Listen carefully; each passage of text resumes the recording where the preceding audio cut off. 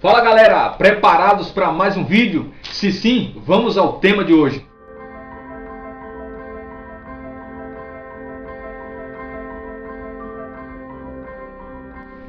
Alfa e Ômega. Essas são, respectivamente, a primeira e a última letra do alfabeto grego. É como se fosse o A e o Z no nosso alfabeto.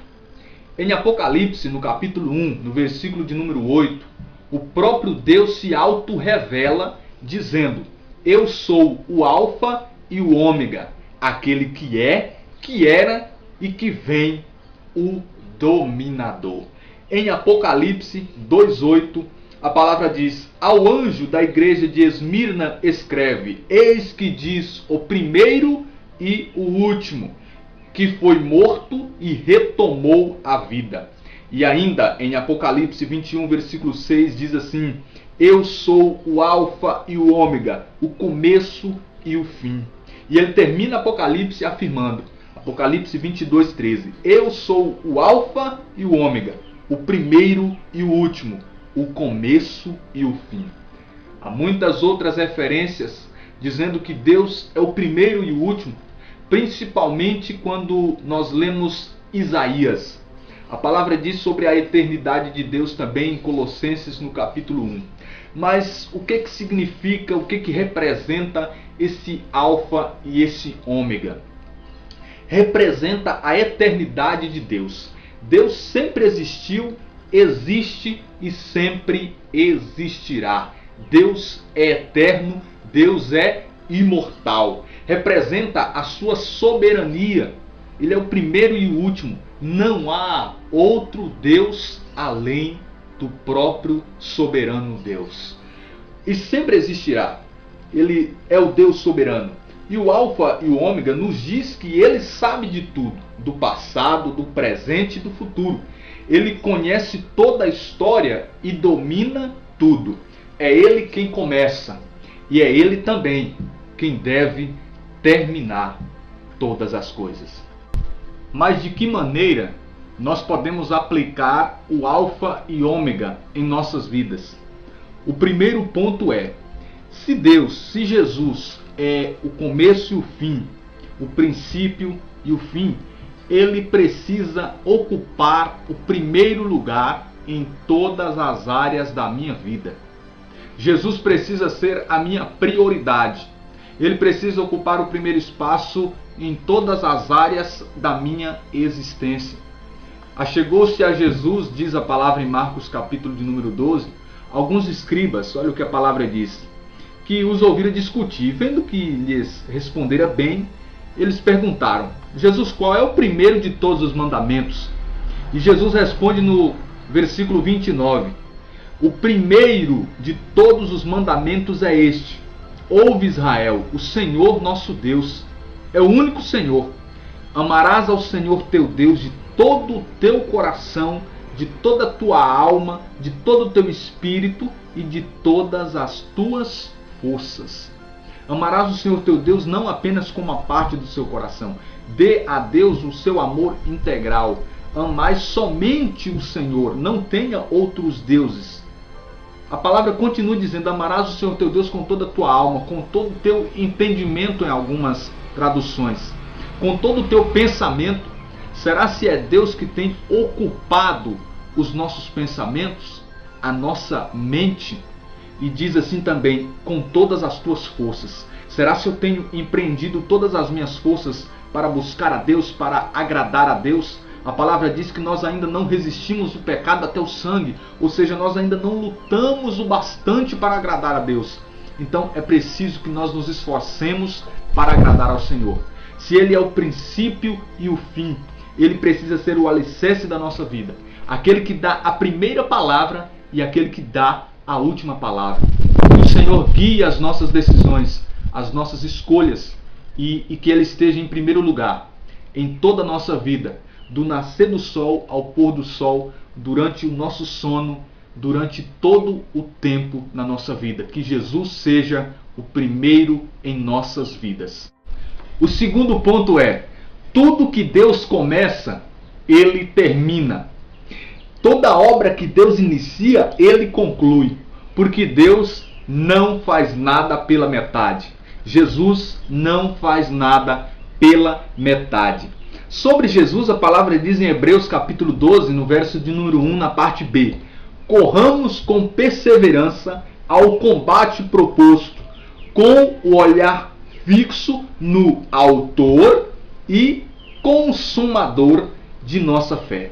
Autor e consumador, aquele que inicia e aquele que termina. Preste atenção, Jesus inicia o seu ministério, prega o reino de Deus, cura muitas pessoas, ele vai para a cruz. E quando ele está na cruz, ele diz em João, no capítulo 20, no verso 30, está tudo consumado. Eu completei a minha missão, porque Jesus não faz nada sem terminar. Não faz uma obra e deixa ela inacabada. Essa é a lógica de Deus. O salmista ora assim no Salmo 137, versículo 8: o Senhor completará o que em meu auxílio começou. Ele ora: Senhor, eterna é a vossa bondade, não abandoneis a obra de vossas mãos. Mas ao contrário do salmista, o apóstolo Paulo afirma com convicção.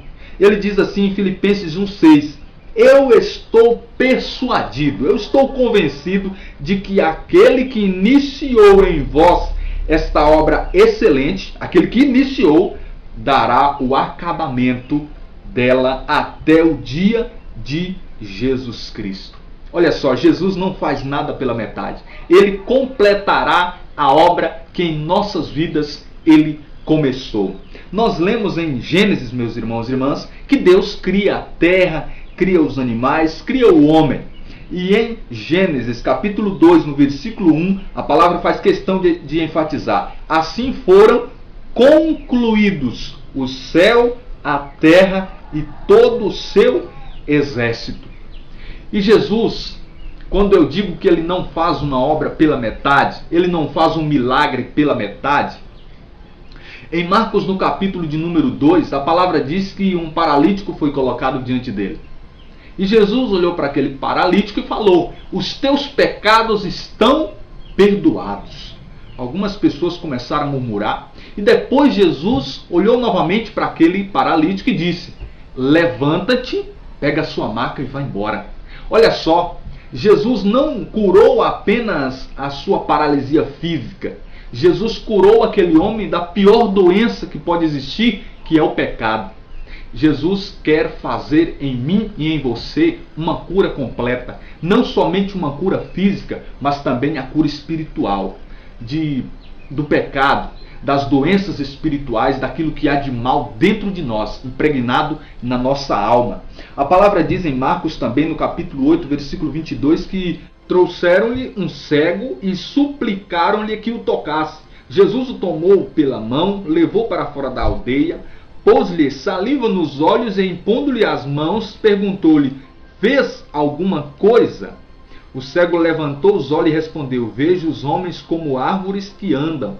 Em seguida Jesus lhe impôs as mãos nos olhos e ele ficou curado, de modo que via distintamente de longe.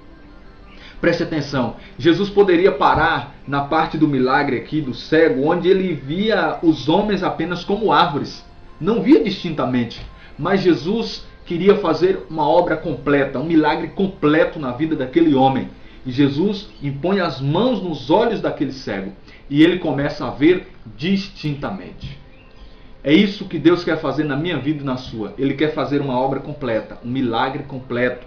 Ele quer nos salvar. Ele quer trabalhar em nós por inteiro, na nossa alma, no nosso coração, na nossa mente.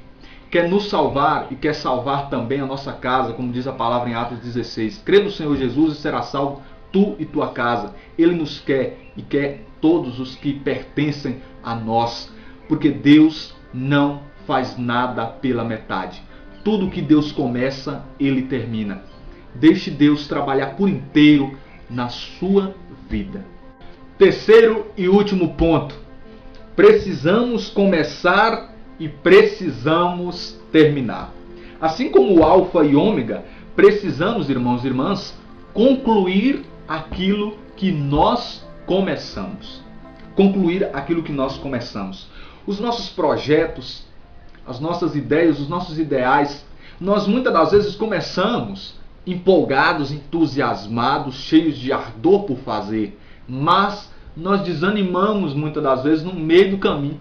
Não terminamos aquilo que nós projetamos, aquilo que nós iniciamos. E como é ruim, irmão, ficar na metade, no meio do caminho.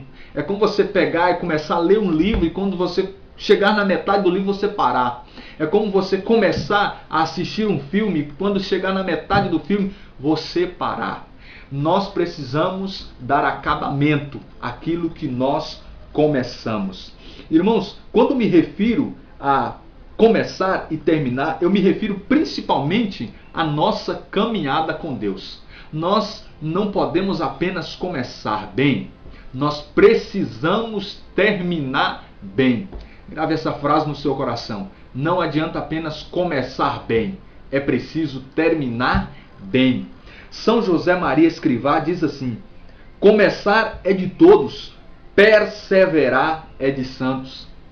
E a palavra confirma isso através de Jesus em Mateus 22,14, onde Jesus diz assim: muitos são os chamados, poucos os escolhidos.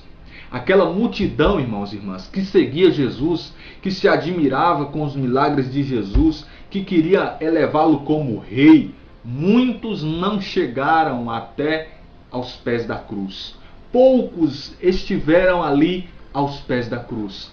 Porque muitos começam e poucos terminam.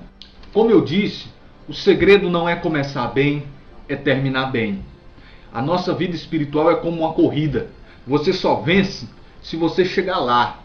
Se você conseguir chegar no final, você será um vitorioso. A palavra diz em Ezequiel capítulo 18, algo muito forte. Ele diz que se um injusto abandonar o seu caminho de injustiça, ele obterá vida.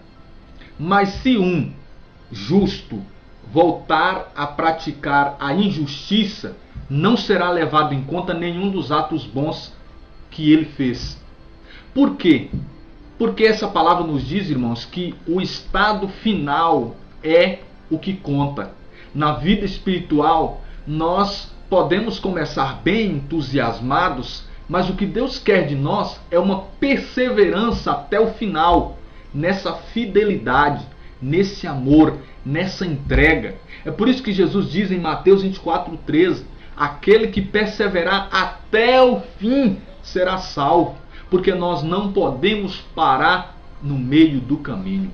São Paulo, irmão, foi um homem de Deus que iniciou a sua caminhada e ele concluiu a sua caminhada. Em Filipenses 3:8 ele diz que abandonou tudo para seguir a Jesus.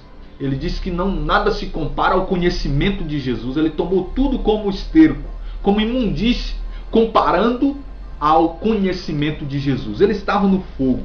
E ele, preocupado em continuar naquele amor, naquela fidelidade, na caminhada, ele diz em Filipenses 3:16: contudo, seja qual for o grau a que chegamos, o que importa é prosseguir decididamente. São Paulo tinha medo de estagnar na vida espiritual dele, e ele tinha muito mais medo de voltar atrás, de deixar de seguir Jesus.